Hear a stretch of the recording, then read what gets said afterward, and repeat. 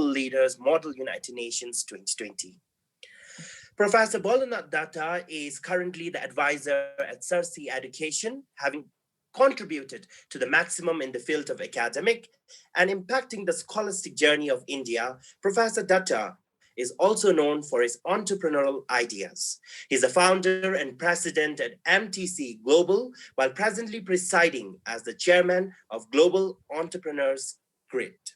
I now would like to request Professor to kindly share with us your address to this virtual gathering. Over to you, sir. Thank you so much, Mr. Thank you so much, Mr. Dantrup, for the introduction. And on behalf of MTC Global family, I extend a hearty welcome to all the delegates present in this virtual Global Leaders Model United Nation. I also extend my heartfelt thanks to Cersei Education for the wonderful initiative and connecting the dots, connecting the young leaders across the world and bringing on a common platform. I think the journey begins right now. As it was there in the agenda, I'm supposed to talk something on quality education. That's what I was informed. So let me say something about the quality education, what is happening across the world, and the recent trend, and how education can change the world, can change our perspective to see the world, especially if I give a reference on the present context. During this unprecedented time, during this pandemic for last 5 months, and we don't know how an effective vaccine will be coming in the market, we have seen that most of the old models, whether it is the economic model, whether it is the model in the society, whatever models we used to have, all those models have proven wrong.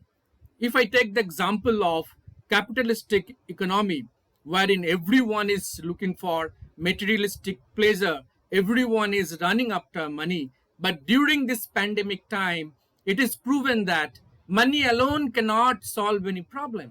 If you look at US, the Trump administration has injected $6 trillion to revive the economy.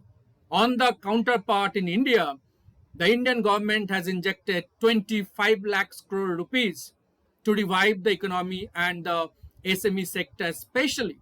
There is a lot of initiatives from the government side to take care of the lower middle segments of the society. So today we talk about shared economy, collaborative economy.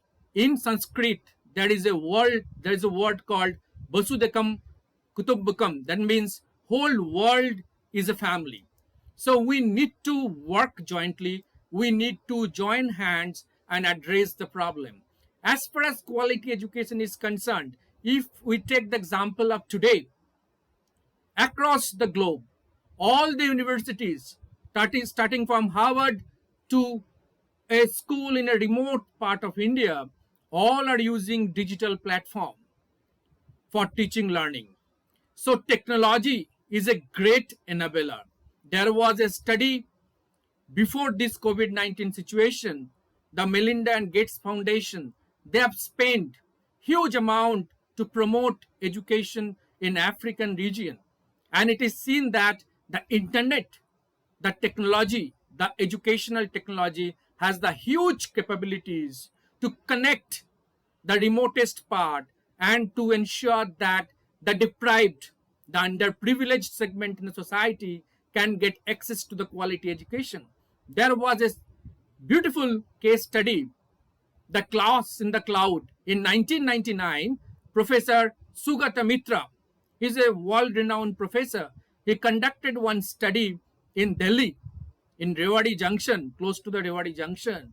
And what he did, he put some computer terminals and he gave the access to the terminals to the slums children. And he could see that these children by themselves, they are able to operate the computer by themselves. They're able to start functioning using the computer for the learning purposes.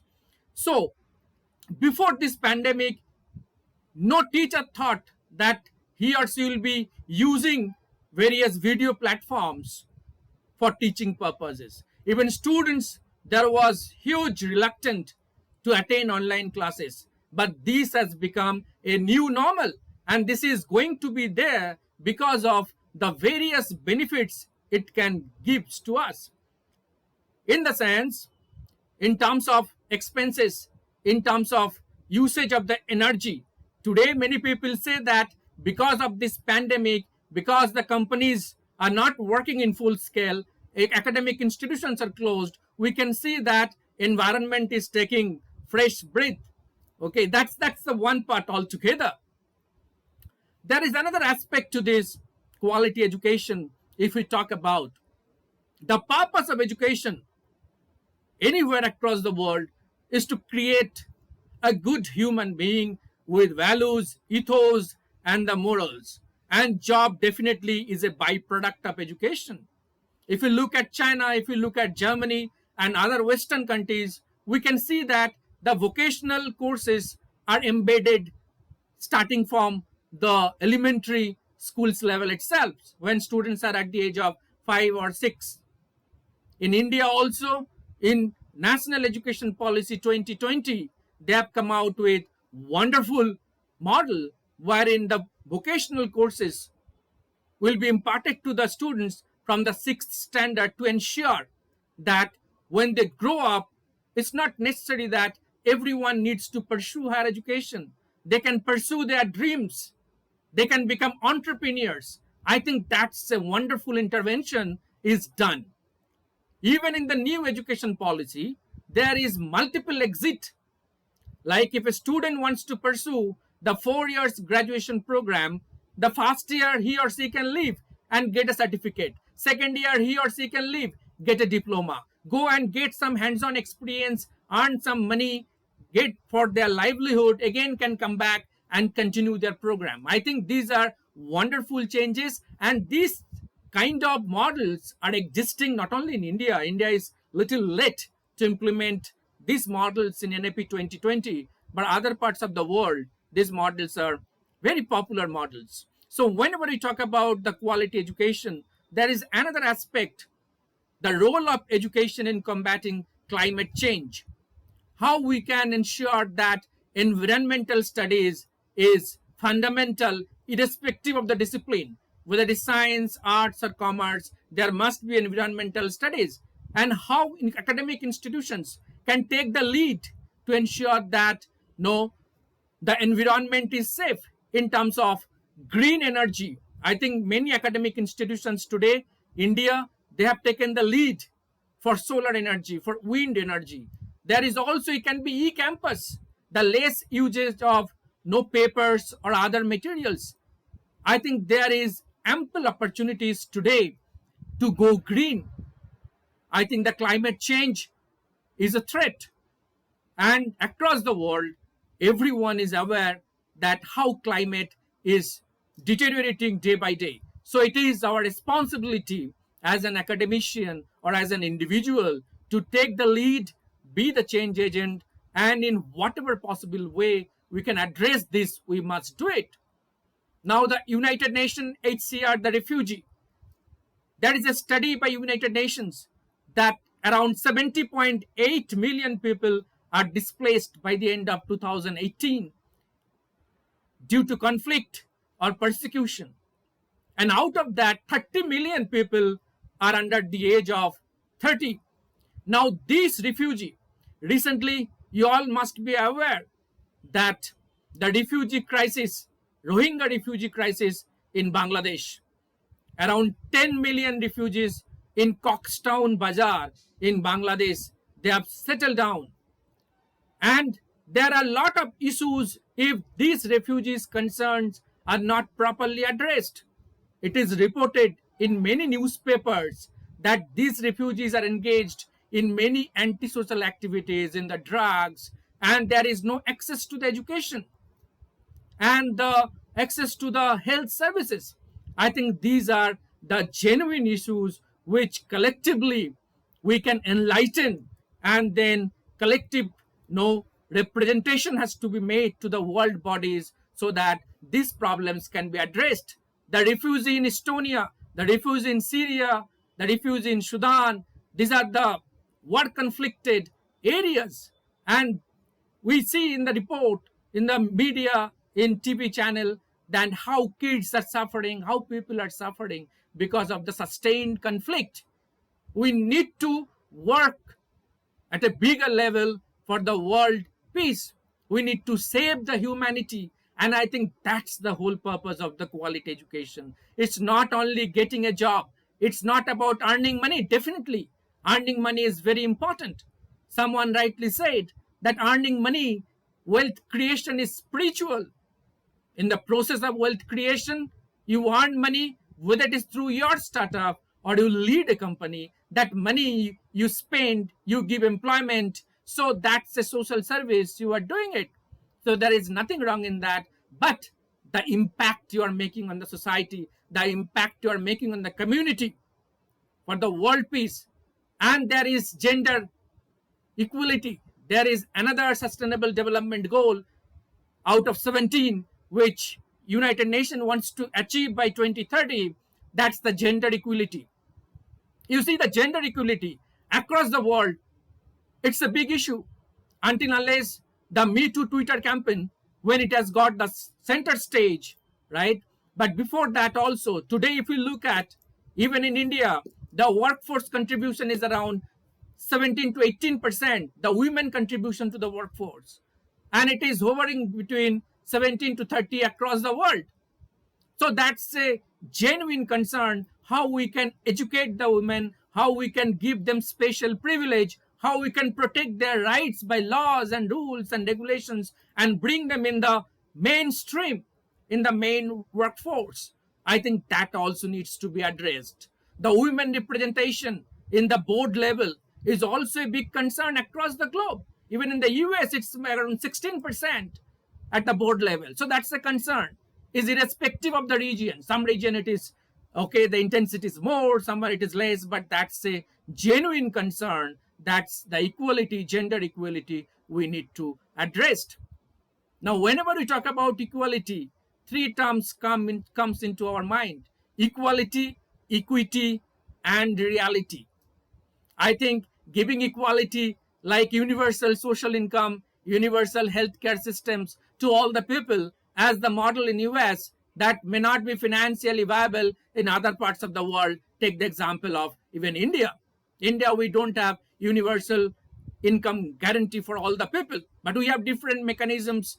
The planning, the Prime Minister Rojgar Yojana, wherein they can at least get their livelihood. That's a different mechanisms altogether. Universal healthcare systems. I think we need to move towards this to ensure that the people's concerns are taken care, to ensure that gender equality is addressed in the right spirit. All genders get the equal representations to address the refugee crisis across the world. That's the biggest crisis the world is facing today. To ensure the climate change, how academics can take the lead to address the concerns of the climate change, to ensure the creation of the job, to ensure the startup ecosystem across the world, so that a lot of entrepreneurs comes up, they start their venture and contribute to the society and make a positive impact. To ensure the value-based education, which is today everyone is talking care of, everyone is taking care of. No, value-based education, how we can ensure that today's youth, the leaders of the futures, they have the values, morals, ethos. There are some leaders. You must have heard the case of Rajat Gupta, okay, the McKinsey CEO, the top notch. Okay, how he was convicted in money laundering case, and people said that academics alone cannot solve the problem. There has to be value-based education. Ingredients of value must be injected in today's youth so that they can come out as a holistic person, a good human being. I think that's the ultimate. And I congratulate Sarsi Education for the Model United Nations. See, the purpose of the Model United Nations is impacts. It's tremendous. If we talk about the academics, academics is not about only teaching and learning. Academics is about debating. it's about dialogue, it's about presentation, it's about deliberation, it's about group discussions. And these are the ways through which we can develop the critical decision making skills among the leaders. And these are the needed at present context. The decision making skills come out with the original thoughts, the new ideas, the disruption, the innovation. I think these are the essence of today, what everyone is looking for to bring in positive change in the world, wherever we may be. The host of today, the master of ceremony, is from Bhutan. I have some very good friends in the Royal University of Bhutan, and I see that there are leaders from Dubai and other parts of the world. Such a wonderful team today, and I have full confidence that this team will be much bigger each day we pass, and definitely they will come out very strong and make positive contributions in line with the 17 sustainable development goals and bring in positive changes in the education space. Thank you so much, Mr. Dandrup, and thank you, Sarsi Educations, and all the youth leaders for the invitation. It's my great privilege, and I feel it's a rare opportunity for me to learn a lot of new things and insights from each one of you. This would be a great learning session for me. Thank you so much. May God bless you all. Stay safe, stay healthy. Thank you, Tentru. Well, thank you, sir, for your dose of inspiration. Thank you once again, Professor, for your wonderful note of address and placing importance on UN Sustainable Development Goal named Quality Education. Your remarks have taken us to fascination and excitement, for you truly personify our vision of becoming the influential leader in coming days. Thank you once again, sir. Well, I'm also delighted to make an announcement here that we have received a special edition of video from His Excellency Antonio Guterres, the present Secretary General of